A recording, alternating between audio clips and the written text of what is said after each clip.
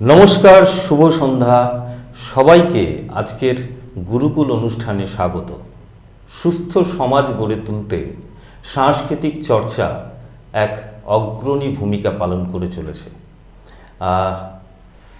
সাংস্কৃতিক চর্চা বলতে নাচ গান, সেই সঙ্গে আবৃত্তি এবং অন্যান্য যে চর্চাগুলো রয়েছে তার মধ্যে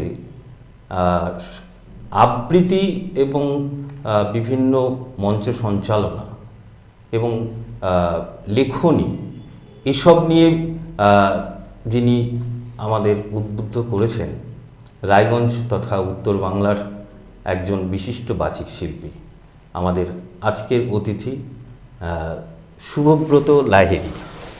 শুভদা, আমি দাদা হিসেবেই বলছি। তোমাকে স্বাগত আমাদের ভারত টিভিতে। ধন্যবাদ। আমরা প্রতি বুধবার এ ধরনের অনুষ্ঠান ভারত টিভিতে সম্প্রচার করে চলেছি। আমাদের লক্ষ্য যে চর্চাগুলো হারিয়ে যাচ্ছে, যে চর্চার থেকে মানুষ একটু সরে আসছে বা চর্চাকে আরও একটু উন্নত করা, সেই বিষয় নিয়ে আজকে তোমার কাছ থেকে বিশেষ কিছুভাবে জানব। শুরু করব তোমার সেই সাংস্কৃতিক যে পরিকাঠামো, যেই পরিকাঠামোর মধ্যে দিয়ে তুমি বড় হয়েছো। আজকের শুভদা, দেখো, সংস্কৃতি সংস্কার করে। অর্থাৎ আমরা যেমন একটা ঝাঁটা দিয়ে সম্মার্জনী বলে শুদ্ধ বাংলায়, সম্মার্জনী দিয়ে যেমন নিজেদের ঘরবাড়ি পরিষ্কার করি, সমাজ পরিষ্কার করতে গেলে সংস্কৃতির, মন পরিষ্কার করতে গেলে সংস্কৃতির চর্চা অত্যন্ত জরুরি। এই সংস্কৃতির চর্চার মধ্যে শ্রম ভীষণভাবে যুক্ত থাকে। শ্রম, আমি শ্রমিক শ্রেণীর কথাও বলতে পারি। আচ্ছা, সেখান থেকে সংস্কৃতি উদ্ভব। তারা ওখানে ধান কাটার গান, ছাদ পেটার গান, অজস্র রকমের গান তৈরি হতো, জীবনের সংগ্রামের ভিতর থেকে সৃষ্টি হতো। আমরা এখন সেগুলোকে বাজারজাত করে লোকসঙ্গীত, অমুক শিল্পী বলে তালি তালি মেরে টেরে, মোটেও কিন্তু তুমি লোকসঙ্গীত নও। আচ্ছা, তুমি একজন নকল লোকসঙ্গীত শিল্পী। যারা এটা একটা গেল কথা আর কি। আর তুমি বলছিলে যে আমরা মানে সংস্কৃতিটা নষ্ট হয়ে গেছে, মানে ইনফ্রাস্ট্রাকচার মুক্তি ইত্যাদি সম্পর্কে। এখানে বলবার কথা হলো, সংস্কৃতি নষ্ট হয়নি, সংস্কৃতি পাল্টেছে। পাল্টানোটা সময়ের নিয়ম। সময়ের নিয়ম মেনে আমাকে বদলাতে হবে, সময়ের সাথে তাল রেখে চলতে হবে, কিন্তু বিপদগামী হওয়া চলবে না, ট্র্যাক বদল করা চলবে না। ট্র্যাক তোমাকে ঠিক রাখতে হবে স্থির লক্ষ্যে, কোথায় আমরা যেতে চাই সেটা যদি না জানি। তাই এখন আমরা কোনো গীতাঞ্জলি, সঙ্গীতাঞ্জলি, নৃত্যাঞ্জলি, নৃত্যালয় এরকম ধরনের কোনো আর সাইনবোর্ড দেখতে পাই না। এখন দেখতে পাই একাডেমি, সব একাডেমি। কারণ কি, আমরা বাংলা পড়তে চাই না, আর ইংরেজি মিডিয়ামে পড়তে চাই। আমাদের ইংরেজি মিডিয়ামে যে ছাত্ররা পড়ছে তাদের করুণ বাংলার সংস্কৃতি সম্বন্ধে ধারণা করুণতম। তারা বাংলা কবি, লেখক, শিল্পীদের নাম জানতে পারছে না একদমই, এবং যেটা জানছে ইংরেজির সেটাও ঠিক হজম হচ্ছে না। আমি ভুক্তভোগী। আমি এতদিন ধরে এদেরকে দেখছি, অনেক ছোট ছোট ছেলেমেয়েরা আমার কাছে আবৃত্তি শিখতে আসে, তখন দেখতে পাই আর কি যে সংস্কৃতি অবস্থা সত্যি করুন। এই জায়গায় দাঁড়িয়ে যে আবৃত্তি চর্চা, তুমি তো আমরা বিশিষ্ট আবৃত্তিকার হিসেবেই তোমাকে চিনি আমরা, এবং লোকে তাই চেনে, এবং সেই সঙ্গে বিভিন্ন ধরনের লেখনী আমরা পেয়েছি বিভিন্ন সময় তোমার কাছ থেকে। এই যে সমাজকে এই জায়গার থেকে একটু বদলে দিতে হলে কি এখন করণীয়? না, আমাদের তো দেখো, সংস্কৃতির চর্চা যদি সরকার শুরু করে, কোনো রাষ্ট্র ব্যবস্থা শুরু করে, তাহলে হয়ে যায় মুশকিল। সংস্কৃতির উদ্যোগ সাধারণ মানুষের ভিতর থেকে উঠে আসতে হয়। একদম। সরকার যদি আমাকে বলে এ নাও টাকা নাও, তুমি একটা অনুষ্ঠান করো, তাহলে বুঝতে হবে যে সরকার বলছে যে তুমি আমার মতে একটা অনুষ্ঠান করো, আমি যেমন যেমন চাই। এমন এই অনুষ্ঠান কাম্য নয়। তবে কি না, সরকারের কিছু আর্থিক সহায়তা প্রয়োজন, কারণ অর্থ ছাড়া তো কিছু করা যায় না। সাধারণ মানুষ অর্থ পাবে কোথায়? সেক্ষেত্রে স্পন্সররা কিছু কিছু সাহায্য করে থাকে। সরকারেরও এরকম উদ্যোগ নেওয়া উচিত যে আমার এটা ফান্ড, এই ফান্ডটা আমি সংস্কৃতি কার্যে ব্যবহার করব, এবং এরকম ফান্ডটা আছেও। কিন্তু অধিকাংশ ক্ষেত্রেই লক্ষ্য করা যাবে, আমি কোনো নির্দিষ্ট সরকারের কথা না মানে উল্লেখ করেই বলতে পারি, আজ নয় অনেক আগে থেকেই, যে মানে আমি যেই কথা বলি তুমি সেই কথা বলো মঞ্চে, সংস্কৃতির মাধ্যমে এটা হোক। ফলে আমি একটু দল ছুট লোক। আচ্ছা, আমি কিন্তু মানে সেই অর্থে কোনো রাজনীতির কথা বলবো না, কিন্তু আমি যে কথাগুলো বলবো সেগুলো তো রাজনীতিই হবে, কিন্তু কারো পক্ষের রাজনীতির কথা আমি বলতে পারবো না। সমাজ সংস্কার করতে গেলে কোনো নেতাও হতে হয় না, কোনো রাজনীতিবিদও হতে হয় না। মানে আমাদের সুস্থ সংস্কৃতির যে ধরনগুলো আছে সেগুলো তুলে নিয়ে আসতে হবে। অবশ্যই অবশ্যই অবশ্যই। রবীন্দ্রনাথ, তোমরা যখন মঞ্চ শুরু করেছো, নজরুলের চর্চা বন্ধ হয়ে গেছে। শ্রেষ্ঠ, এখনো পর্যন্ত শ্রেষ্ঠ অসাম্প্রদায়িক ব্যক্তিত্বের নাম কাজী নজরুল ইসলাম। একদম। কটা মানে নজরুল গীতি আমরা শুনতে পাচ্ছি মঞ্চে? আমরা খুব কম পাচ্ছি না। শোনা যাচ্ছে নাকি বাংলাদেশেও পাওয়া যায় না। হ্যাঁ, বাংলাদেশেও।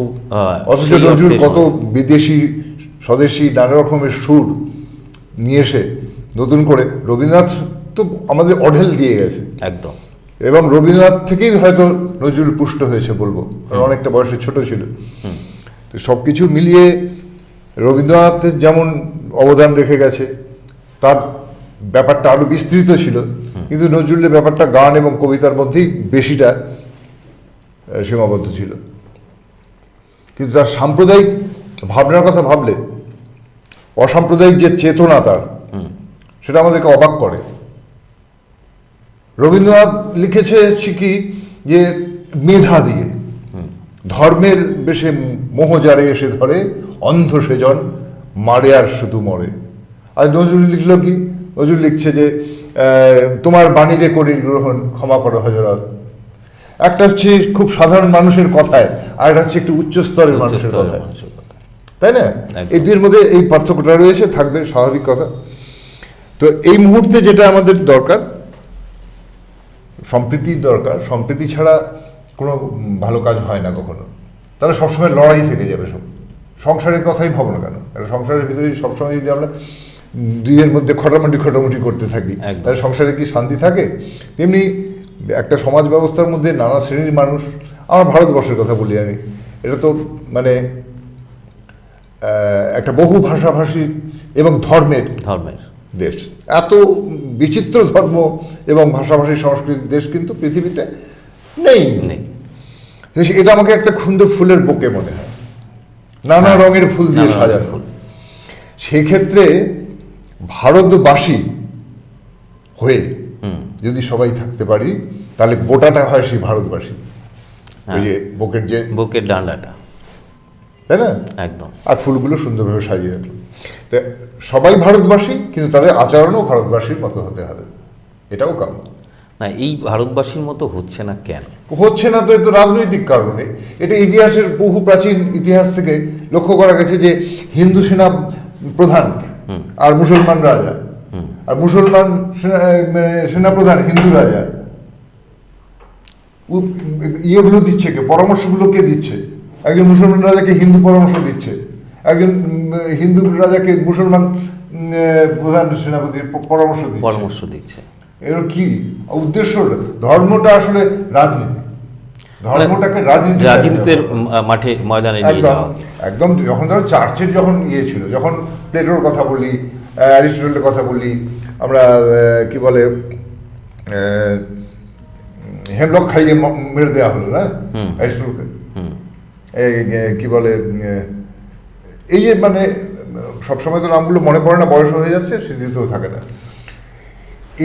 এরা যখন মানে বৈজ্ঞানিকভাবে কথাবার্তা বলতে শুরু করছে, সক্রেটিস, আমি এই কথাটা মানে নামটা মনে করতে পারছিলাম না, তখন তো দেশ চালিত চালায় কারা? রাজা চালায় কি? রাজা চালায় চার্চের মাধ্যমে। চার্চ ভুল বলছে, সক্রেটিস ঠিক বলছে, সংস্কৃতিকে মরতে হবে সেই জন্য। কারণ voice of the god is the voice of king, voice of people should be the voice of god. একদমই তো তাই, এটাই মানুষের কথাটাই তো হ্যাঁ। ভগবানের কাছে, ভগবানের মুখ দেবে। ভগবানের অস্তিত্ব নিয়ে তো সন্দেহের কোনো মানে নিঃসন্দেহ হওয়ার কোনো জায়গা নেই, না, খুবই সন্দেহজনক বিষয়। যা দেখি না, যা বুঝি না, যা কখনো অস্তিত্ব পাই না, তাকে মানি কি করে? আচ্ছা মানি, কারণ না মানে তোমার সভ্যতার শুরু থেকে আস্তে আস্তে আস্তে আস্তে ধর্মের প্রভাব দীর্ঘদিন ধরে ধর্ম শাসন ব্যবস্থাকে চালিয়ে নিয়ে এসেছিল, যত্নে রাখবার চেষ্টা করেছিল। কিন্তু সেগুলো তো তোমার কি হলো, আমি নামটাম ওগুলো উল্লেখ করবো না, একটা সময়ের পর থেকে আস্তে আস্তে এগুলো বদল হতে শুরু করলো। একটা সময় বল্লাল সেন, একটা সময় পঞ্চম নবী, আমি নাম উল্লেখ করবো না, পঞ্চম নবী, এই সময় থেকে পঞ্চম নবী এবং এদিকে আমাদের এদিকে বল্লাল সেন, এই সময় থেকে আস্তে আস্তে কিন্তু ধর্ম বিকৃত হতে শুরু করলো। মানে সাধারণ, অথচ একটা সময় মোরা এক বৃন্তে দুটি কুসুম হিন্দু মুসলমান, এই ধরনের অবশ্যই আমরা কবিতাও দেখেছি, শুনেছি। সেই জায়গাটা আজকে বোধহয় কোথাও একটু নিশ্চয়ই খুবই তো পাল্টে যাচ্ছে, সেই যাচ্ছে তো, সেটা পাল্টে দেওয়া হচ্ছে। দেখো মানে কি বলবো, আমি তাহলে আমাকে বলতে যে তুমি রাজনীতির কথা বলছো, একটা সরকারের কাজ না ধর্ম নিয়ে নাড়াচাড়া করা, যেই সরকারটা নিজেকে বলে আমি গণতান্ত্রিক সরকার, তাই না? একটা সংবিধান একটা ঘেরাটোপের মধ্যে অবস্থান করতে হয় সরকারকে। আমরা একটু প্রসঙ্গ টানবো বাংলাদেশ। হ্যাঁ, বাংলাদেশ বলতে পারো। বাংলাদেশে বর্তমান যে পরিস্থিতি, সত্যি একটা ভয়াবহ পরিস্থিতি, সাংস্কৃতিক পরিমণ্ডলের উপরে একটা মানে একটা বড় আঘাত। নিশ্চয়ই। এই প্রসঙ্গে তুমি কি বলবে? দেখো, বাংলাদেশ একটা অন্য দেশ, যেহেতু বাঙালি বসবাস করে সেখানে, বা আমাদের একটা অঙ্গ একসময় কেটে ওখানে নিয়ে চলে যাওয়া হয়েছিল, তাহলে তো মানে অনেক পিছন থেকে অনেক গোড়ায় গলদের গল্প শুরু করতে হয়। সেই গোড়ায় গলদ বলতে গেলে আবার সেই রাজনীতি এসে যাবে। আমি সে কথা বলতে যাচ্ছি না, আমি অ্যাট প্রেজেন্ট ধরো যাকে এই মুহূর্তে আমি জন্মালা বেগম আমি দেখছি, তাহলে আমি বলবো যে মানুষ মানুষকে হত্যা করে, সে দেশে মানুষ কি আসলে মানুষ মানুষকে হত্যা করছে। হিন্দু মুসলমানকে বা মুসলমান হিন্দুকে আমি এই কথা বলছি না, মানুষকে হত্যা করছে। মানুষের তো কোনো দ্বিতীয় কোনো প্রাণকে হত্যা করা উচিত নয়, কারণ মানুষ প্রাণ দিতে পারে না কাউকে। একদমই তাই, তাই না? তাহলে এই হত্যা করছে। তাদের রাজনীতি নিয়ে সমস্যা হয়েছে একটা কথা, সেটা অন্য জিনিস, সেটা হতেই পারে। কিন্তু সংস্কৃতির উপরে যে আঘাত, এইখানেই মৌলবাদের প্রসঙ্গ আসছে। কারণ আমার বাংলাদেশ প্রচুর কবি বন্ধু, আবৃত্তিকার বন্ধু রয়েছে, সকলেই মুসলমান রয়েছেন, তাদের সাথে আমার টুকটাক কথাবার্তাও হয়। তারা কিন্তু সবাই মানে খারাপ লোক তা নয়, না, একটা শ্রেণীর মানুষ, তাদের উদ্দেশ্য চরিতার্থ করবার জন্য। রাশিয়া যখন ভেঙে যাচ্ছে, গর্বাচেভ তার পেরেস্ত্রোইকা ইত্যাদি করে যখন রাশিয়া ভেঙে দেওয়া হচ্ছে, তখন রাশিয়ায় কি বামপন্থী লোকজন বা যে পথে বামপন্থা চলে, বামপন্থা যেটাকে বলা হয়, তার লোক ছিল না? ছিল। তাহলে কি করে বদলে গেল? আসলে দীর্ঘকাল একটা সরকারের আমলে থাকতে থাকতে থাকতে থাকতে একটা একঘেয়েমি এসে গেছে, একঘেয়েমি একদম। আমি জানি বোধ হয় কোনো রামরাজ্যে পৌঁছে যেতে পারে যদি অন্য কোনো সরকার হয়। হ্যাঁ, স্বাধীনতার অভাব আর প্রকৃত স্বাধীনতা দুইয়ের মধ্যে একটু পার্থক্য আছে। একদম। তো ওরা ভাবলো যে এই আমি যদি এইটা হতে পারি তাহলে পরে আমাদের ভালো থাকবো। রাশিয়া বদলে রাশিয়া কি খুব ভালো থাকলো? রাশিয়া টুকরো টুকরো হয়ে গেল, আরো বিচ্ছিন্ন টুকরো হয়ে গেল। তো জাগিয়ে সেসব অনেক রাজনীতির কথা, আমরা সেই রাজনীতির কথা যাব না। আমাদের মূল বিষয় আজকে আবৃত্তি চর্চা, যে সময় তোমরা মঞ্চ শুরু করেছিলে সেই সময়ের পরিস্থিতি আজকের পরিস্থিতি অনেকটা বদল হয়েছে। হ্যাঁ, এটা একটা বড় কথা। এই প্রসঙ্গে আমি খুব আনন্দে কথা বলতে পারি। হ্যাঁ, সেই পরিস্থিতি তোমাদের সময়, তোমরা যখন শুরু করেছিলে আমরা তখন একদম ছোট, হয়তো শুরুর সময়টা আমরা জন্মই নিইনি। তোমাদের যে শুরুটা কিভাবে হলো, মানে দেখো, শুরু মানে রায়গঞ্জে আবৃত্তির শিল্প, আবৃত্তি যে একটা শিল্প মাধ্যম, সেটা রায়গঞ্জের লোক কতটা জানতো জানি না, কয়জন চর্চা করতো তাও আমি জানি না।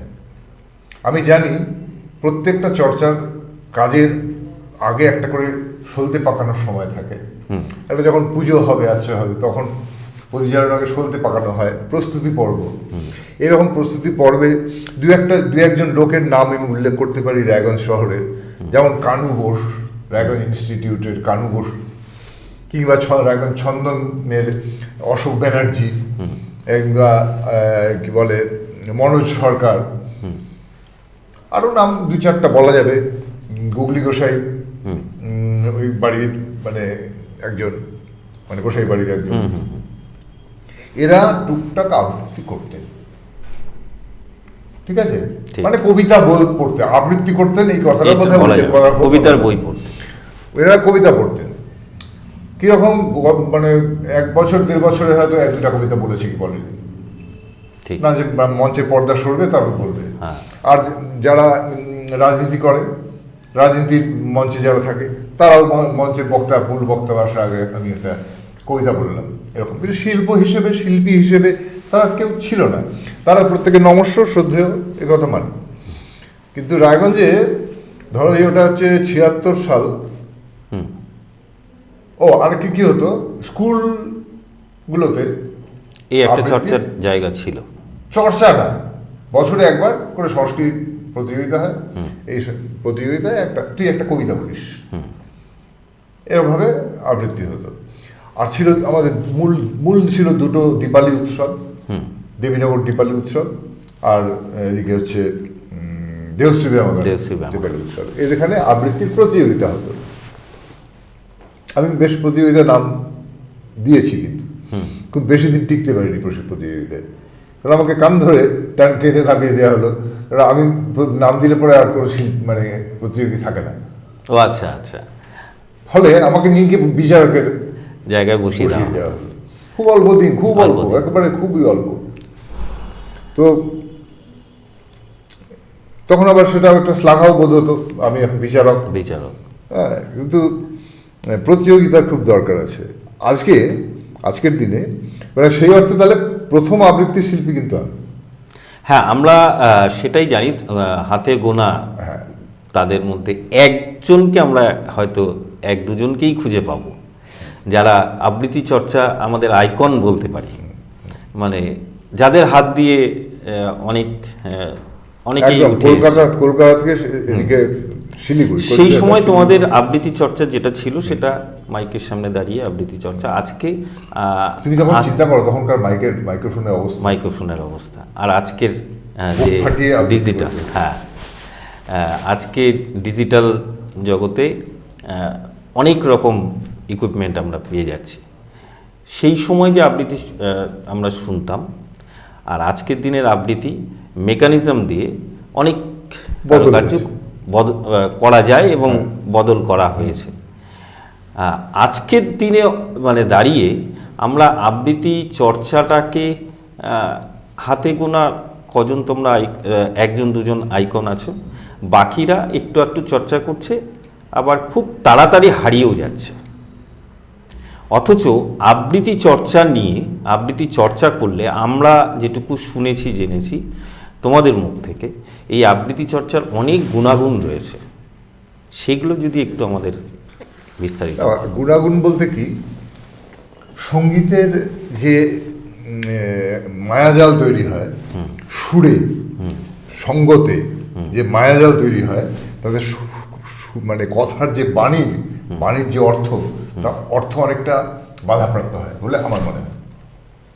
খুব ভালো গান শুনছি, সুরে মোহিত হয়ে থাকলাম, সেই জন্য আমাদের পাঞ্জাবি গান ভাল লাগে, ইংরেজি গান ভাল লাগে, অন্য ভাষার গান ভাল লাগছে, মানে কিছু বুঝছি না। তার মানে বাণীটা কোনো আমার কাছে ফ্যাক্টর না, সুরটা আমার কাছে ফ্যাক্টরটা হচ্ছে সুর। হ্যাঁ, সেক্ষেত্রে তথাকথিত সুরহীন কবিতা, বাণীটা সরাসরি মানুষের হৃদয়ে পৌঁছতে পারে যদি সেভাবে বলা যায়, তাহলে বক্তব্যটা মানুষের কাছে পৌঁছতে পারে।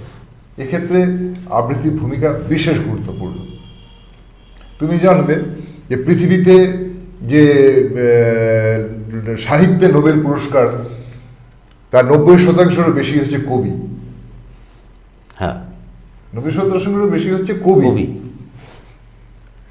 পৃথিবীতে সরকারের কুদৃষ্টি, কুনজরে পড়েছে কবি। একটু তোমাকে থামাচ্ছি, আমাদের সময় হয়েছে একটা ছোট্ট বিরতিতে যাওয়ার। আমরা, তুমি যেই কথাটা বলছো, আমরা বিরতি পরে নিয়ে নেবো একটা ছোট্ট ব্রেক, ফিরে আসছি বিরতির পর।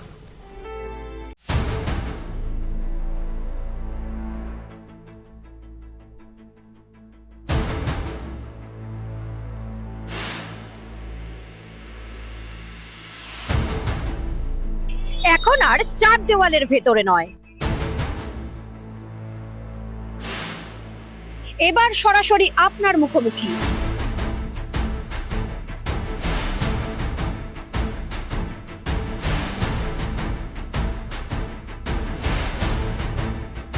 এবার আপনার আমার সমস্যার হবে চিরুনি তল্লাশি।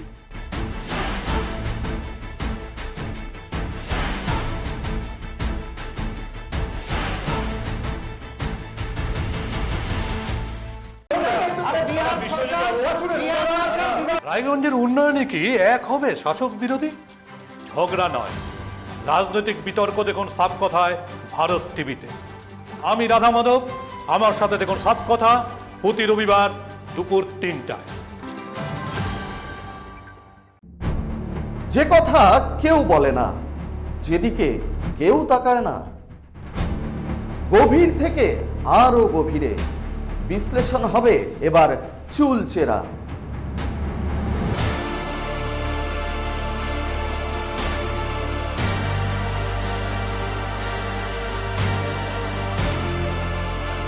কারোর দাবেদারি নয়। আমি সত্যান্বেষী, আমার সঙ্গে থাকুন প্রতিদিন রাত 8টায় শুধুমাত্র ভারত টিভিতে।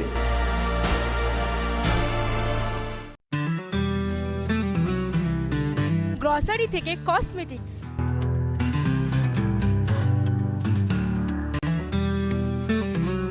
আপনার যে কোনো প্রয়োজনীয় জিনিস পেয়ে যাবেন একই ছাদের তলায়। আমাদের ঠিকানা এলআইসি মোড়, রায়গঞ্জ, উত্তর দিনাজপুর। রেডিমেড পোশাকের মনকাড়া কালেকশন নিয়ে এবার হাজির রায়গঞ্জের বসন্ত স্টোর্স। একই ছাদের নিচে পেয়ে যাবেন লেহেঙ্গা, চুড়িদার, শাড়ি, ব্লেজার সহ ছোট বড় সবার মনের মতো পোশাক। তাই আর দেরি নয়, আজই আসুন বসন্ত স্টোর্সে।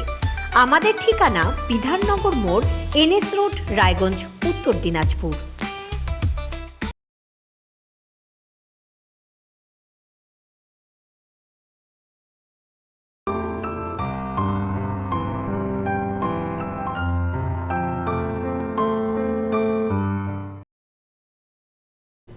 হ্যাঁ, ফিরে এলাম বিরতির পর। সঙ্গে রয়েছে আমাদের উত্তর দিনাজপুর তথা উত্তর বাংলার বিশিষ্ট বাচিক শিল্পী, শিক্ষক শুভব্রত লাহিড়ী।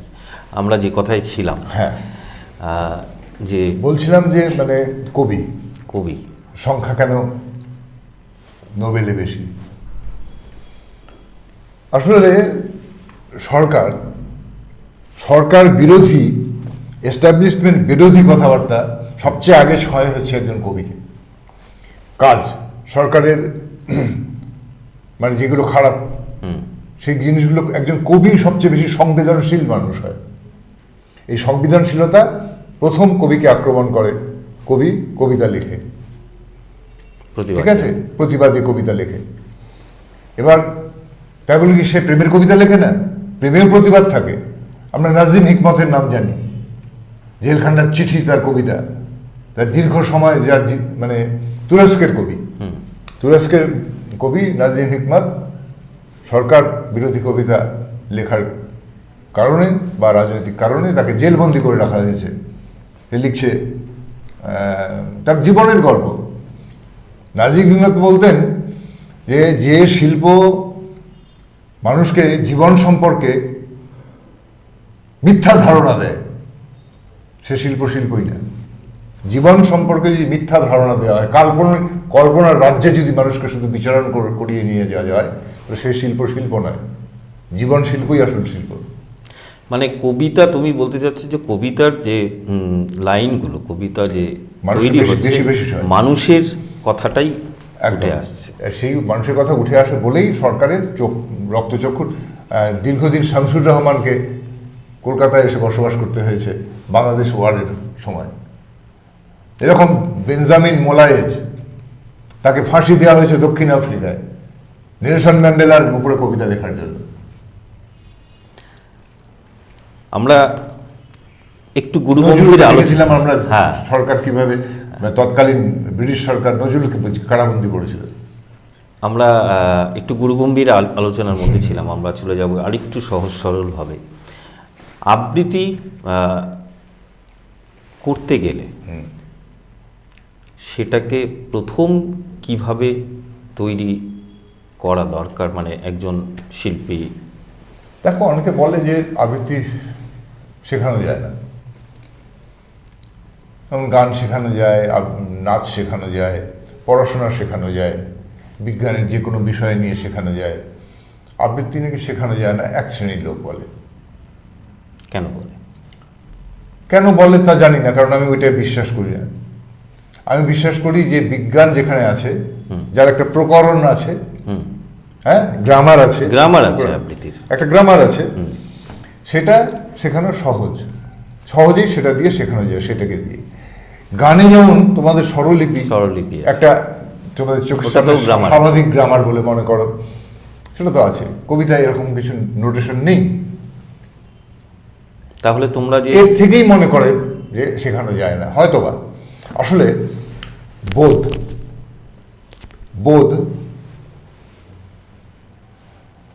বোধ যদি শানিত হয় তাহলে পরে ভালো আবৃত্তি শিল্পী হয়।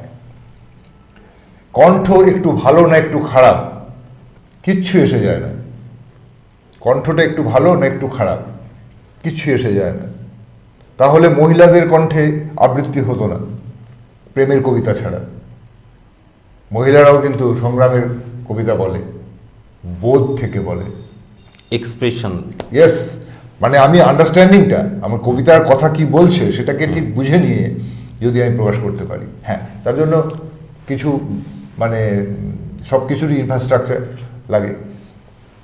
কণ্ঠটাকে তৈরি করা, বিজ্ঞানটাকে জানা, ভাষা বিজ্ঞান, উচ্চারণ, শুদ্ধ উচ্চারণ, প্রমিত বাংলায় কী ধরনের উচ্চারণ হবে, সে সমস্তগুলো শিখতে হয়। এগুলো তো শেখার জিনিস, তাই না? উচ্চারণটা কীরকম, বাংলার এই উচ্চারণটা কীরকম হবে, তো এগুলো শেখার জিনিস। আর তোমার কণ্ঠস্বরের ক্ষেপণ, স্বরক্ষেপণ, এই যে আমাদের 7টা স্বরের মধ্যে দিয়ে যে আমাদের সুর ঘোরাফেরা করে, 7টা সা থেকে 7 যে ঘোরাফেরা করে, তার মাঝে মাঝে অনেক শ্রুতি আছে বলে নিশ্চয়ই যারা গান ব্যাপার নিয়ে আলোচনা করবে তারা জানবে যে একটা সা থেকে আরেকটা রে পর্যন্ত মাঝখানে কিছু শ্রুতি আছে, বিরতি নেই। সা রে গা মা এরকম নয়, কিন্তু সা রে গা, মাঝখানে শ্রুতি আছে। এইগুলো সম্পর্কে ধারণা তৈরি করা, এইগুলো তৈরি করে দিলে পরে একটা মানুষের ভেতরে বিবেক জাগ্রত যদি থাকে, তাহলে সে ভালো আবৃত্তি শিল্পী হতে পারে বলে আমি বিশ্বাস করি। এই জন্য খুব বেশি কিছু করতে হয় না, একটা সৎ মানুষ হতে হয়। আবৃত্তির অনেক প্রকার আছে। কবিতা মানে আবৃত্তিটা কবিতার প্রকারভেদ, ঠিকই তো। আমাদের তো রামায়ণ মহাভারত কবিতায় লেখা হয়েছে, মানে সারা পৃথিবীতেই প্রথম লেখা বিষয় কবিতা দিয়ে হয়েছে। সে মানে স্বদেশ বিদেশে সর্বত্রই মানুষ বিশ্বাস করতো না যে কবিতা মুখের ভাষায় লেখা যায়, পরবর্তীতে আমাদের তো মানে হাজার বছরের বাংলা ভাষা চর্যাপদ থেকে হাজার বছরের বাংলা ভাষায় আস্তে আস্তে আস্তে আস্তে আস্তে আস্তে আমরা একটা জায়গায় আসলাম যেখান থেকে মনে করলাম যে এই সময়টা থেকে একটু আধুনিক বলা যায়, সেটা রবীন্দ্রনাথ। মাইকেল তার আগে আছে। মানে আমরা যেমন গানের জগতে সরস্বতীকে প্রণাম দেবী করে হিসেবে। দেবী হিসেবে মানি, আবৃত্তির ক্ষেত্রেও রবীন্দ্রনাথ নজরুলকেই অবশ্যই দেবতা হিসেবে মানতে হবে। অবশ্যই মানতে হবে, কারণ ওনারাই কবিতাগুলো আমাদের প্রথম দিচ্ছেন। যে আচ্ছা, কবিতা আমরা অনেকক্ষণ তো কথা শুনলাম। আমি আমার একটা- দর্শকরা যারা দেখছেন বা দেখবেন, হ্যাঁ। তারা তোমাকে আজকে পেয়েছে, তাদের মধ্যেও কিন্তু একটা উৎকণ্ঠা রয়েছে কতক্ষণে তুমি একটা ভালো কিছু। আচ্ছা, আমি ভালো কথা বলেছো, এটা ভালো কথা মনে করে দিয়েছো। তুমি জানো কবি সুকান্ত ভট্টাচার্য, যে পূর্ণ 21 বছরও হয়নি, যার মারা গেছে যক্ষা রোগে মারা গেছিল। সুকান্ত বাংলা কবিতায় একটা ভিন্ন ধারা, রবীন্দ্রনাথ যখন খুব দৃঢ় পদক্ষেপে কবি হিসেবে এগিয়ে যাচ্ছেন, তখন সেই সময়ে আরও কিছু কিছু নজরুল আছে, প্রেমেন্দ্র মিত্র আছে, বুদ্ধদেব বসু আছে, এনারা সব আছেন। সাইড দিয়ে একটা ট্র্যাক তৈরি করলেন কে? সুভাষ মুখোপাধ্যায়ের মতো আমাদের কি বলে সুকান্ত ভট্টাচার্য। সরাসরি আমি রাজনৈতিক দৃষ্টিভঙ্গির থেকে কবিতা লিখব, রাজনৈতিক মতাদর্শের, আবারও সেই বিশ্বাস, মানুষের কথা নিয়ে, বিশ্বাসের জায়গা থেকে আমি কথাটা লিখব। রবীন্দ্রনাথ সেসব লিখে রবীন্দ্রনাথের মাধুর কবিতা আছে, যেখানে চটকল আন্দোলন নিয়ে কথা আছে। রবীন্দ্রনাথ চেষ্টা করেছে যে আমি দেখি তুই একটা পারি কিনা, একটু শুনি। বলছি না আমি আসলে অন্য কথায় বলতে যাচ্ছি। সেটা হলো সেই সুকান্ত ভট্টাচার্যের 100 বছর শুরু হলো। তাহলে 100 বছর পরেও একটি 21 বছরের পূর্ণ হয়নি এমন একটি তরুণ, তাকে আমরা স্মরণ করি কেন? কি করেছে সে আমাদের জন্য? তাকে স্মরণ করি। আমি তো মনে করি যে আমাকে কেউ মনে রাখবে, আমার সংসারই মনে রাখবে না 100 বছর পর আমাকে। একদম, আমার 100 বছর পর আমার সংসারই মনে রাখবে না। দেয়ালে পোকায় কাটা একটা ছবি থাকতে পারে, কিন্তু আমরা সুকান্তকে স্মরণ করছি। তার মানে কি? সুকান্ত কি লিখেছিল, কি বলেছিল? আমি একটা সুকান্তর কবিতা আজকে একটু পড়ে শোনাই। হ্যাঁ, ঠিক। আমি শীতকাল, 21 বছরের একটা ছেলে, কি তার ভাবনা, তার চেতনায় কি কাজ করছে, এটা নিয়ে একটা কবিতা। শীতকাল কিন্তু, প্রার্থী কবিতার নাম। আচ্ছা, প্রার্থী। হে সূর্য, শীতের সূর্য, হিম শীতল সুদীর্ঘ রাত, তোমার প্রতীক্ষায় আমরা থাকি, যেমন প্রতীক্ষা করে থাকে কৃষকদের চঞ্চল চোখ ধান কাটার রোমাঞ্চকর দিনগুলির জন্যে। হে সূর্য, তুমি তো জানো আমাদের গরম কাপড়ের কত অভাব। সারা রাত খড়কুটো জ্বালিয়ে এক টুকরো কাপড়ে কান থেকে কত কষ্টে আমরা শীত আটকাই। সকালের এক টুকরো রোদ্দুর এক টুকরো সোনার চেয়েও মনে হয় দামি। ঘর ছেড়ে আমরা এদিকে ওদিকে যাই এক টুকরো রোদ্দুরের তৃষ্ণায়। হে সূর্য, তুমি আমাদের স্যাঁতস্যাঁতে ভেজে ঘরে উত্তাপ আর আলো দিও, আর উত্তাপ দিও রাস্তার ধারের ওই উলঙ্গ ছেলেটাকে। হে সূর্য, তুমি আমাদের উত্তাপ দায় দিও। শুনেছি তুমি এক জ্বলন্ত অগ্নিপিণ্ড, তোমার কাছে উত্তাপ পেয়ে পেয়ে একদিন আমরা এই জ্বলন্ত অগ্নিপিণ্ডে পরিণত হব। তারপর সেই উত্তাপে যখন পূর্বে আমাদের জড়তা, তখন হয়তো রাস্তার ধারের ওই ছেলেটিকে গরম কাপড়ে ঢেকে দিতে পারবো। আজ কিন্তু আমরা তোমার উত্তাপের প্রার্থী। রবীন্দ্রনাথের সূর্যের কাছে প্রার্থনা জানাচ্ছে, তাপ দাও। আধুনিক কবিতা। তাহলে একটা সময় থেকে একটা সময় ছিল যখন কবিতাতে গল্প বলা হতো, কবিতায় গল্প বলা হতো। দূরেতে পথিকে দুটি চলে যায় গুটি গুটি মেঠো পথ দিয়া, ছবি আঁকা যায়, স্পষ্ট ছবি আঁকা যায়, তাই না? একটা পুরো রিল তৈরি করে দেওয়া যায়। পাশ দিয়ে নিয়ে জল লাখি দুটি ঢল ঢল, কুলবধূ দ্রুত গেল লাজে চমকিয়া। ছবিগুলো একদম পরিষ্কার একটা গ্রাম্য দৃশ্য, একদম একটা গ্রাম্য দৃশ্য উঠে আসে। হ্যাঁ, কিন্তু এই কবিতাটা কি বলছে? এই কবিতাটা বলছে রাস্তার ধারে শুয়ে থাকা একটা উলঙ্গ শিশুর কথা, শীতকালে তার চেতনার কথা বলছে। তার চেতনার থেকে আঘাত করছে যে আমি তো বাড়িতে একটা কোনো ঢাকা মার্কা পাচ্ছি, তাকে পাচ্ছে না, তাকে আমি কিভাবে তাপটা দিতে পারি।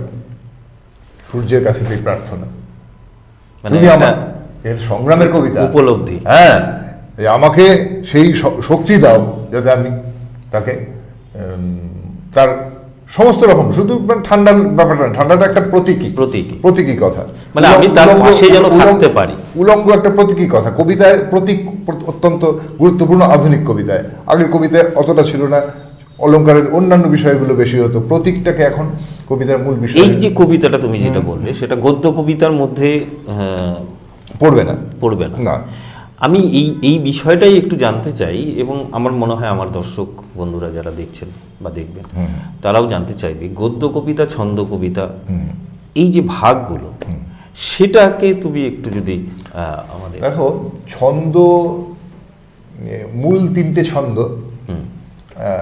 তাকে আরো টুকরো টুকরো করে, আরো মডিফাই করে, নানা রকম ফেরে, স্বদেশি বিদেশি, ইংরেজি বা অন্য কোনো ভাষার থেকে নিয়ে, সংস্কৃত থেকে নিয়ে নানা রকম ছন্দের সৃষ্টি হয়েছে।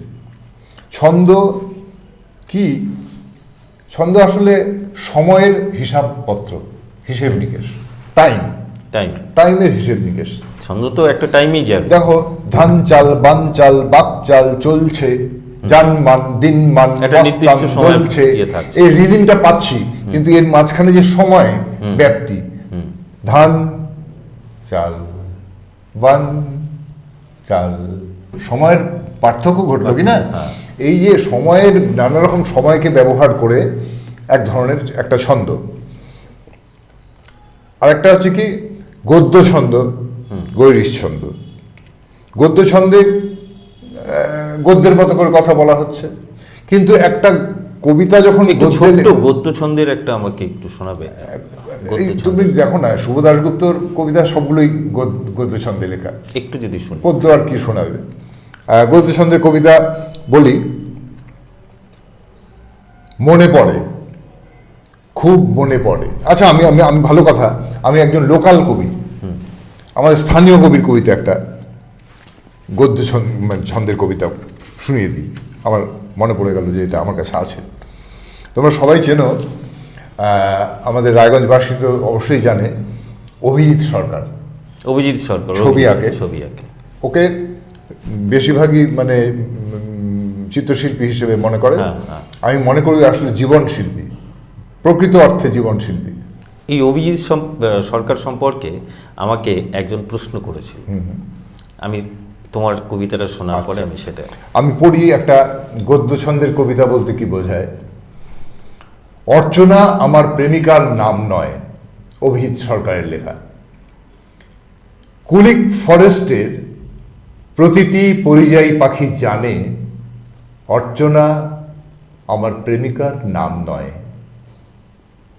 পাংশুমুখ মেহগিনি গাছের দল জানে 18 পেরোনো মেয়েটির মোটেও আমার বান্ধবী নয়, অথচ খাটালের পাশের গলিটা আমার চেনা, সেই গলির অন্ধকার আমার চেনা, এমনকি অর্চনা নামের মেয়েটিও আমার চেনা, ঠিক ততটাই যতটা এরকম অনেকেই আমার পরিচিত, তবু অর্চনা আমার প্রিয় ব্যক্তিত্বের নাম নয়। তেল চিটচিটে পিচ্ছিল কালো রাত্রিরা জানে একাধিকবার ধর্ষিতার অব্যক্ত যন্ত্রণা, প্রথমে ব্রিজের ধারে, তারপর থানার লকআপে, মেডিকেল স্টোরের ঘরে, মেডিকেল টেস্টের ঘরে নির্দ্বিধায় খুবলে খাওয়া ব্যক্তিরা আমার পরিচিত, এবং এর পরেও অনেক খদ্দের। তারা আমারই টিফিন টাইমের বন্ধু, তবু আমি প্রতিদিন চোখ বুজে হাঁটা অভ্যাস করি। হিরোশিমায় আদিবাসী ক্ষেতের স্বপ্ন দেখি না কখনো, কারণ যেহেতু অর্চনা আমার প্রেমিকার নাম নয়। একটা ছোট্ট আত্মসমালোচনা কবিতার ভেতরে আছে। আমার প্রেমিকা হলে হয়তো আমি অনেক কিছু করতে পারতাম, আমার প্রেমিকার নাম নয়, তাই আমি কিছু করি না। আমি একটু 2 লাইন কবিতায় লিখলাম শুধু। এখানে নিজেকেই নিজে কবি খানিকটা কিন্তু মানে ব্যঙ্গও করে দিয়ে গেছে, কেননা আমার অফিস টাইমে, আমার টিফিন টাইমের বন্ধু ছিল যারা তাকে ধর্ষণ করেছিল। মানে এই হচ্ছে গদ্য কবিতা। এই যে এটা কি গদ্য মনে হলো তোমার? তোমাকে ভাবাচ্ছে না যে এই কথাগুলো কেন আসছে? একদমই তাই। গদ্য হলে তুমি একবারে বুঝে যেতে কি লেখা আছে এখানে, একদম পরিষ্কার ভাবে। এত সালে বিদ্যাসাগর জন্মগ্রহণ করেছিলেন, তিনি এই করেছিলেন, তিনি অথচ এটা গদ্য কবিতা। এই হচ্ছে কবিতা। পার্থক্যটা কোথায়? কবিতায় থাকবে কাব্য, গদ্যে থাকবে গদ্যই। এরকম মানে এরকম চলতি উদাহরণ আছে। রাস্তার খোদলে জমে থাকা জলের উপর চাঁদের ছায়া পড়েছে, রাস্তার গর্তে জমে থাকা জলে চাঁদের ছায়া পড়েছে, এটা একটা গদ্য কথা। কিন্তু রাস্তার খোদলে জমে থাকা জলে চাঁদ মুখ দেখছে যখন বলি, তখন সেটা কবিতা। কবিতা গদ্য দুটোই। অদ্ভুত একটা উদাহরণ আমরা পেলাম আমাদের প্রিয় শুভদার কাছে। সত্যি এই জায়গাটা কিন্তু আমার কাছে একদমই অজানা ছিল। একটা গদ্য কি করে কবিতায় পরিণত হয়, সেই যে সম্যক একটা ধারণা তোমার কাছ থেকে পেলাম। আসলে আমরা তো শুধু মনে করি যে অলংকার যেগুলো ভাষার ছন্দটাই মূলত জানি আর কি, পদে পদে মানে চর্যাপদ, মানে পদে পদে মিল, একটা পদের সাথে আরেকটা পদের মিল। হ্যাঁ, তো আগে লেখা হতো সেসব কবিতা, এক লাইন বাদে বাদে মিল, এক লাইন বাদে বাদে মিল। আচ্ছা, আরেকটা জিনিস, তুমি অভিনয়ও করেছো। সে করতাম। তোমার কি মনে হয় যে এই যে তুমি কবিতা বা আবৃত্তি যাই বলো, এই জগতে ঢোকার ফলে সেই অভিনয় করতে তোমার অনেকটাই সুবিধে হয়েছে? দেখো, দুটোই আসলে না সংবেদনশীলতার ব্যাপার। একজন শিল্পীকে যেমন কণ্ঠ ব্যবহার করতে হয়, তার সাথে তার হৃদয়টাকে গভীরভাবে ব্যবহার করতে হয়। হৃদয় দিয়ে যদি উপলব্ধি করতে না পারি আমি যা বলছি, তাহলে পরে ভালো অভিনেতা হওয়া তো যাবে না। ফলে কবিতা আমাকে সাহায্য করেছে নিশ্চয়ই পরিপূরক। প্রত্যেক অভিনেতা অভিনেত্রী, সে শিল্পীই হোক বা মানে মঞ্চেই হোক বা পর্দাতেই হোক, তার কম বেশি আবৃত্তি ভালো করতে পারে, গান গাইতে পারে, নাচ অল্প স্বল্প জানে। আরেকটা বিষয় যেটা হচ্ছে আজকের ডেতে আমি যেটুকু অমিতাভ বচ্চন তার আবৃত্তি কখনো যদি শোনার সুযোগ পাও ভুলবে না। রাতে आधी खींचकर मेरी हथेली एक उंगली से लिखा था प्यार तुमने, সেই ব্যারিটোন কণ্ঠে। এটা আমরা পেয়েছিলাম গুলজার হোসেনের এই अग्निपथ अग्निपथ अग्निपथ बिक्स हूँ भले हूँ खड़े हूँ घने एक पत्र छाए भी मांग मत। তাহলে কি তুমি আজকে আমাদের এই ভারত টিভির একদম সম্যকভাবে তুমি তো বলবে কি যে এই কবিতাটা সবারই প্রত্যেকেরই চর্চা করা উচিত? চর্চা দুরকম হয়, একটা শ্রবণে চর্চা হয় আর একটা শুনিয়ে চর্চা হতে পারে। দুরকম ভাবেই চর্চা হতে পারে। মানে আমি আবৃত্তি করব, একজন শ্রোতা থাকবে, হ্যাঁ, সেও তো আসলে সে চর্চা করছে, শোনার চর্চা করছে, শোনার চর্চা করছে। একজন আবৃত্তি করছে, মানে সেও চর্চা করছে। সুতরাং মানে আদান প্রদান। আমি করে যাব, শোনার লোক নেই, আমি কদিন করব? একদমই।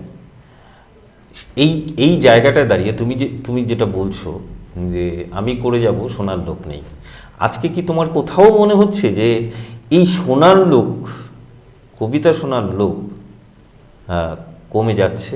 কবিতা শোনার লোক কমেনি, কোনো কিছুই কমে না সেই অর্থে। সুযোগ কমে, সুযোগ, মঞ্চ কমে যায়, মঞ্চ কমে যায়।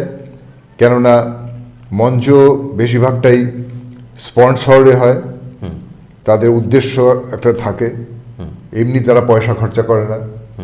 ফলে যা হয়, দিল্লি থেকে কোনো গায়ককে আনতে হয় বা নাচনেওয়ালিকে আনতে হয়, বেশিরভাগই আমরা সঙ্গীত শিল্পীদের একদম সঙ্গীত শিল্পীকে আনতে হয়। কি দরকার আছে অত দূর থেকে আনার? আমরা তো টিভি পর্দায় তাদেরকে দেখি, আমরা শিলিগুড়ি, বালুরঘাট, মালদায় কে ভালো গাইছে, আমরা তাদেরকে তো ডেকে নিয়ে শোনাতে পারি। রায়গঞ্জের যারা আছে তারা কিন্তু শুনতেই পারি।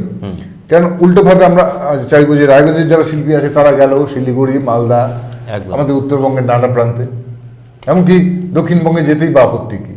আমি তুমি সঙ্গীতের কথা বলছো, এখানেও আমার কোথাও মনে হয়েছে যে এই আবৃত্তি সঙ্গীতের ক্ষেত্রেও একটা প্রভাব ফেলে।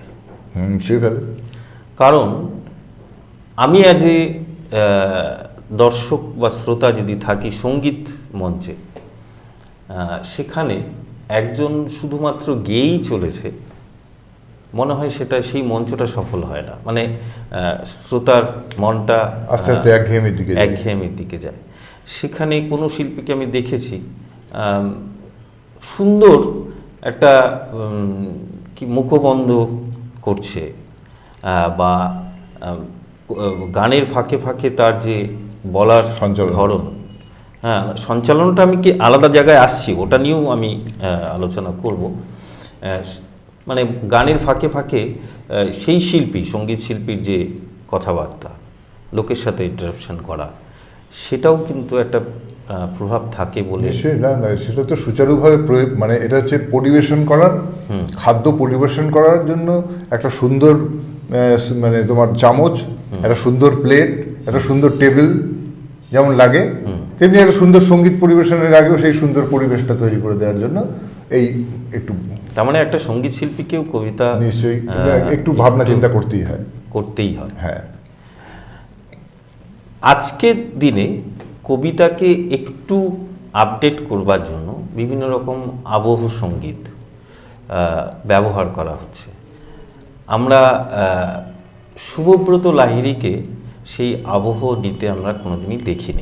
যতদিন বিরুদা ছিল, বীরেশ সরকার, ততদিন আমি মূল দুটো কবিতা আমি তার সহায়তায় করেছি।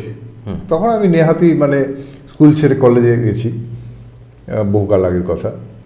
এই ছিপখান তিনদার তিনজন মাল্লা, আমরা দেখেছি বিউ কাকু ওই তবলায়, কিংবা ওই কামাল পাশা ইত্যাদি জাতীয় কবিতা করেছি।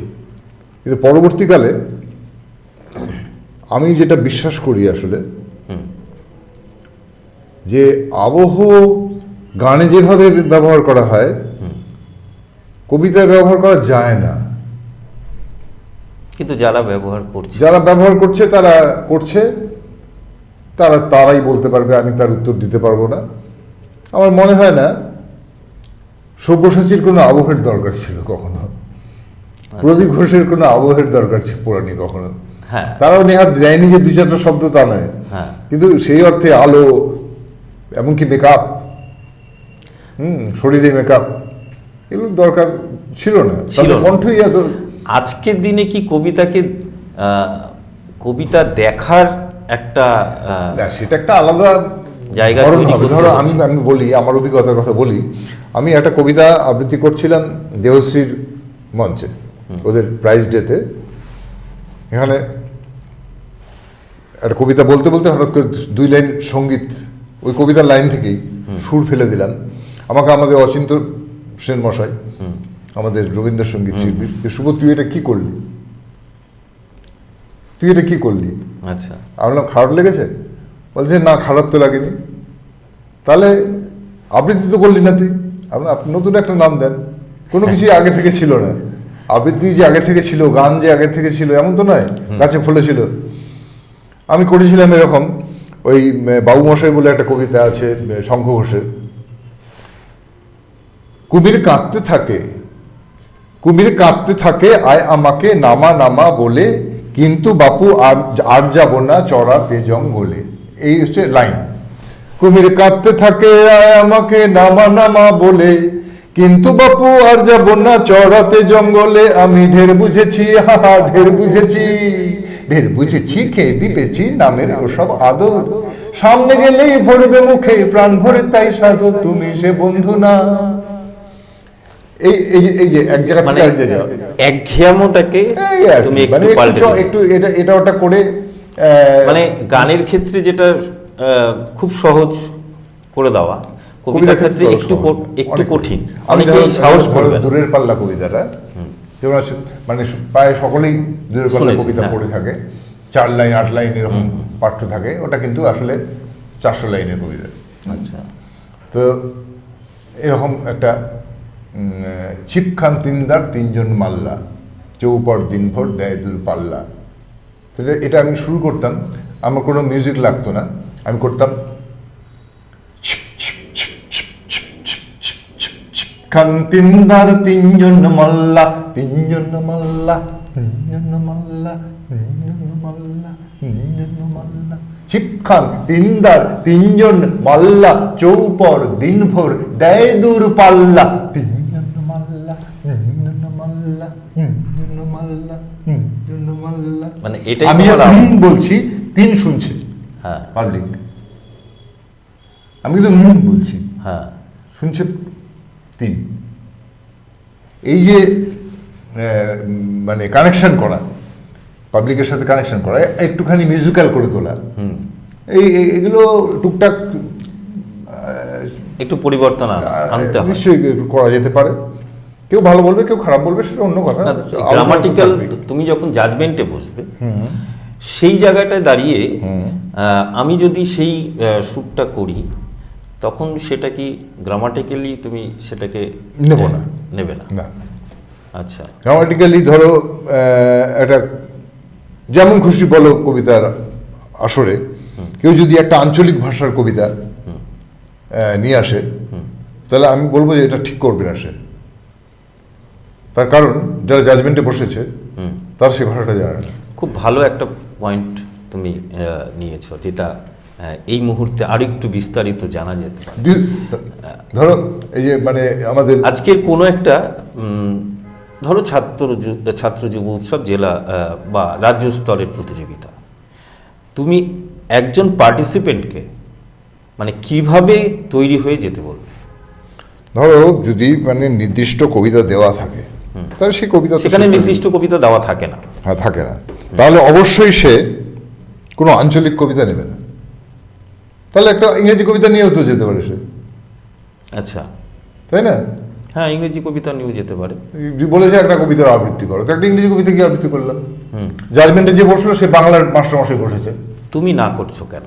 আমি না করছি কারণ কি, যে জাজ যারা তাদের তো তাদের ভাবনা দিয়ে বিচার করবে একদম। তো আমি যদি ভাষাটাই ঠিক মতো না জানি, আমি উচ্চারণটা যা করছে সেটা আমি ঠিক জানি না যে ওর সঠিক উচ্চারণ হলো কিনা, তাহলে আমি ওর উচ্চারণের নাম্বারটা কাটবো কিভাবে? দিসম দিসম কাঁড়া কিন্দা পিট্টি মিটা মুদের গা, সোনা লহে রূপা লহে মিটির প্রীতিমা, ই কথাটা কবি বুঝে সাহেব বুঝে লাই, সিধুর পাড়া কানোর পাড়া বরদ তারে বাঁচতে দিলে লাই। এইটা যদি আমি মানে বিচারক যে সে যদি আমি মানে না জাজ করতে পারে যে আমি ঠিক বললাম না ভুল বললাম, তাহলে সে নাম্বার দেবে কি করে? সুতরাং আমি বলবো, যদি বাংলা কবিতার মানে প্রতিযোগিতা থাকে কোথাও, তাহলে প্রতিযোগীরা তার একদম পরিষ্কার প্রমিত বাংলায় যে সমস্ত কবিতা লেখা হয়েছে সেসব কবিতা আবৃত্তি করাই উচিত। ধরো তুমি আমাকে একটা সিলেকশন দেবে, কোন কবিতাটা দেবে?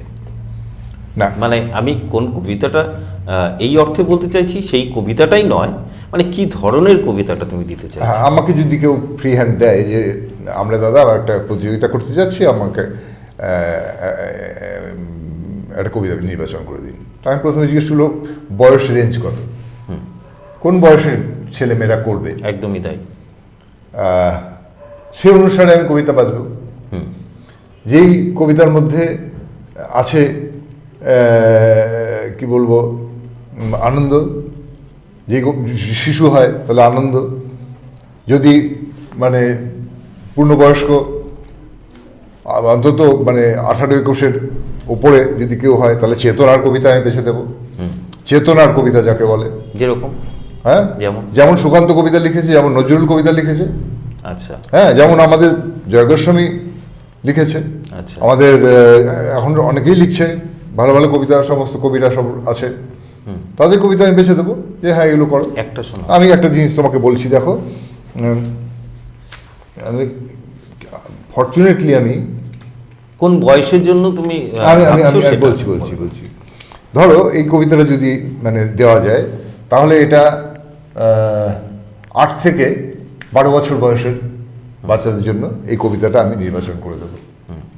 কবিতাটা ছোটদের সাথে বড়দেরও ছড়া। ছড়া কাকে বলে? ছড়া হচ্ছে ওই পদঝংকারে, ঝনি ঝংকারে মাতিয়ে দেয় যে মনকে, তাকেই ছড়া বলে। কবিতা আর ছড়ার পার্থক্য, কবিতা, ছড়া, পদ্য, এই তো 3টা জিনিস, কবিতা, ছড়া আর পদ্য। পদ্য এক জিনিস, পদ্য পাতালিতে পদ্য ব্যবহার হয় বেশি, এখনো অনেকে কবিতা পুরস্কার নিচ্ছে পদ্য লিখেই, সেসবও হচ্ছে, ওটা নিয়ে মাথা ব্যথা নিয়ে আমাদের। আমি নীলাঞ্জন বন্দ্যোপাধ্যায়ের একটা কবিতা বলছি, 25শে বৈশাখ, খুব সুন্দর করে শোনো। একটা গাছে রোজ সকালে ঠিক 2খানা ফুল, একটা গাছে রোজ সকালে হিসেবটা নির্ভুল, ঠিক 2খানা ফুল এবং ফুটবে না তার বেশি, একটা নেবে সুদর্শনা অন্যটা উর্বশী, ঠিক 2টো ফুল জ্যৈষ্ঠ আষাঢ়, শ্রাবণে আশ্বিনে, অঘ্রাণে আর কার্তিকে বা ভাদ্র মাসের দিনে, কিন্তু ধরো হঠাৎ যদি 25শে বৈশাখে সেই সে গাছে ফুল 2টো নয় 3টে ফুটে থাকে, সুদর্শনা উর্বশী তার ভাগ করেছে ঠিক, 1টা 2টো 3টে ফুলই রবীন্দ্রনাথ নিক। অসাধারণ। এটা যেমন এটাকে কি বলছে, এটা যেমন ছোট বড়রা বলবে অসাধারণ শেষ লাইনে আসার পর, ছোটরা প্রথম থেকেই পুরোটা কি মনে করবে যে মজার, তো ফুলের এটা কি পদ্য, এটাকে ছড়াও বলতে পারবো, পদ্য বলতে পারবো, দুটোই বলতে পারবো। আসলে এতক্ষণ যে আলোচনা করলাম, আমার মনে হলো যে আমরা আবৃত্তি বা কবিতা যাই বলো, সেই বিষয়টা খুব ছোট্ট করে দেখি, কিন্তু এর মধ্যে যে বিষয় রয়েছে সেটা একদিনে 1 ঘন্টার মধ্যে আলোচনা করে শেষ করা সম্ভব নয়। যদিও আজকে আমাদের সময় একদমই শেষ, আমরা সত্যি কৃতজ্ঞ থাকলাম তোমার কাছে যে এত শীত উপেক্ষা করে তুমি আমাদের ডাকে সাড়া দিয়ে আমাদের স্টুডিওতে হাজির হয়েছো। আশা রাখবো আরও 1 দিন নয়, আরও 2 দিন। আমি একটা ছড়া দিয়ে শেষ করতে পারি? তোমার ছড়াটা দিয়েই আজকের অনুষ্ঠান শেষ করব। আমার লেখা ছড়া দিয়ে? হ্যাঁ, বেশ। মানে ছোটদের জন্য ছোটদের ছড়া, বড়দের জন্য বড়দের ছড়া, এরকম অনেক রকম হয়টাই আর কি। হ্যাঁ, তো আমি বলছি যখন একটা দেখি আমার কিছু আছে কিনা আমার এখানে। মানে আজকাল না মানে বয়স হচ্ছে তো একটু অ্যাকচুয়ালি কমে যাচ্ছে। আবৃত্তি নিয়ে আলোচনা এতটা বড় হতে পারে এটা আমিও ভাবতে পারি। মানে এর শেষটা অনেক দূরে, ঠিক। ধরো যে অনেক কিছু আলোচনা থেকেই গেল। যাই হোক, আজকের অন্যদিন সময় প্রায় একদমই শেষ। আমরা আজকের অনুষ্ঠান শুভদার নিচের লেখা একটি কবিতা এর কবিতার একটা ছোট্ট ভূমিকা আছে। ইয়েতে বর্ধমানে একটা বসে আঁকো প্রতিযোগিতায় প্রধান অতিথি হিসেবে উপস্থিত ছিলাম। ছেলেরা আঁকছিল, আমার সামনেও বিচারকরা যেহেতু বসেছে পাশে আমি বসেছি, আমার সামনেও পেন খাতা কাগজ ছিল, সেখানে বসে কবিতাটা লিখেছিলাম। আচ্ছা। রং দিও না শিশুর হাতে, আঁকতে হবে রং তুলিতে হট্ট মেলার দেশ, প্রতিযোগীর সংখ্যা হবে 1 কোটি কম বেশ, মিশছে সাদা নীলের সাথে লালের সাথে তুলি, হট্ট মেলার আঁকবে ছবি খুদে শিশুগুলি, বসলো সবাই আসন পেড়ি রং তুলিতে হাত, কায়দা দেখে গণেশ পাইন ফিদা হোসেন কাপ, বাগিয়ে ধরে দৃষ্টিটাকে ঢেউ জাগে আজ রক্তে, রাম রহিম শ্যাম মহিম বুধ হলো রং মাখতে, রাম আঁকলো ভ্রষ্টাচারের ভোটযুদ্ধের রঙ্গ, স্বাধীনতার আদত প্রসাদ স্বপ্ন হলো ভঙ্গ, রহিম আঁকে পুকুর চুরি মামদোবাজির কায়দা, মুদির খাতার স্বাধীনতার কেলোটে কোন ফায়দা, ভগ্নদেশের স্থাপত্য সব আঁকছে বসে শ্যাম, এজাত এবং সেজাত গুলোর ল্যাংমারা সব ঠ্যাং, রহিমাকে ছেঁড়া আঁচল ভিখারিনীর স্নেহ, অযুত নিযুত লক্ষ শিশুর কঙ্কাল সার দেহ, বিচারকের চোখ ফোটে না জামিনী রাইফেল, শিশুর হাতে আর দেবে রং দেখিয়ে দেবে খেল। অনেক ধন্যবাদ, অনেক শুভেচ্ছা। আমার অনেক অন্তরের অন্তঃস্থল থেকে তোমাকে কৃতজ্ঞতা জানালাম। কথা দিতে হবে আরও দুদিনের আলোচনায় বাকি অংশটা শেষ করার। ঠিক আছে, কোনো অসুবিধা নেই। আপনারাও খুব ভালো থাকবেন। আবারও দেখা হবে এই গুরুকুল অনুষ্ঠানে আগামী বুধবার সন্ধ্যে 6টায়। নমস্কার।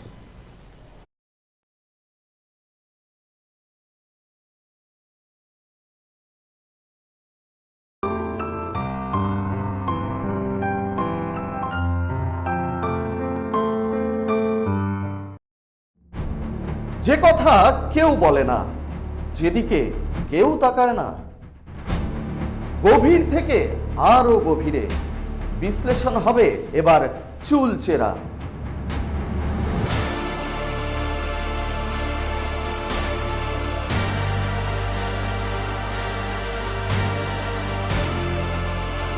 কারোর দাবেদারি নয়।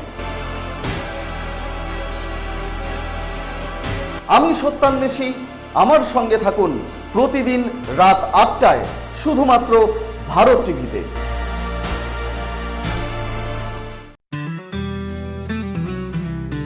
গ্রসারি থেকে কসমেটিক্স,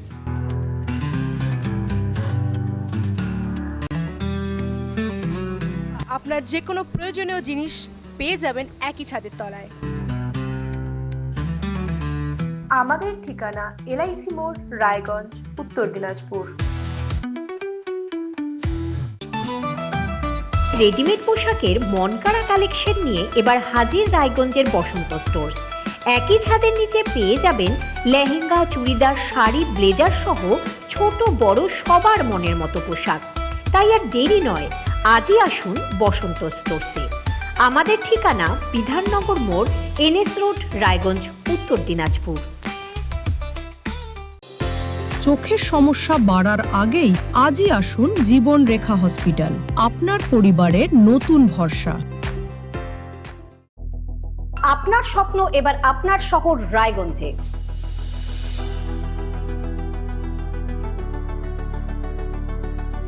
এবারে শক্তিশালী পালসার N160 আপনাদের স্বপ্ন পূরণের জন্য প্রস্তুত। সবচেয়ে কম দামে এবং আকর্ষণীয় ছাড়ে পেয়ে যাবেন আপনার স্বপ্নের বাইকটি। মাত্র 5,999 টাকা ডাউন পেমেন্টে করুন আপনার স্বপ্ন পূরণ। এছাড়াও থাকছে 6,000 টাকা পর্যন্ত ডিসকাউন্ট এবং 10 বছরের ওয়ারেন্টি ও 2 বছর ফ্রি সার্ভিসের সুবিধা।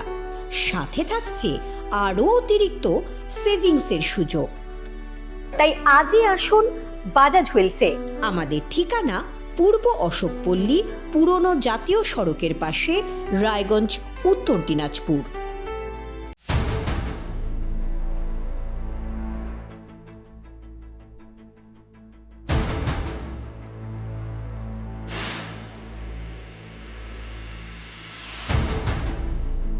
এখন আর চার দেওয়ালের ভেতরে নয়,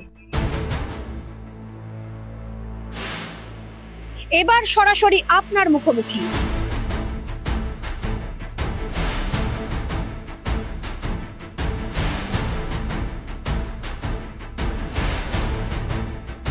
এবার আপনার আমার সমস্যার হবে চিরুনি তল্লাশি।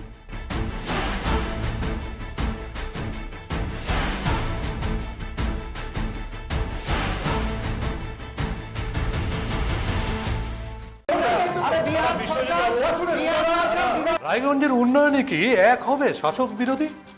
ঝগড়া নয়, রাজনৈতিক বিতর্ক দেখুন সাপ কথায় ভারত টিভিতে।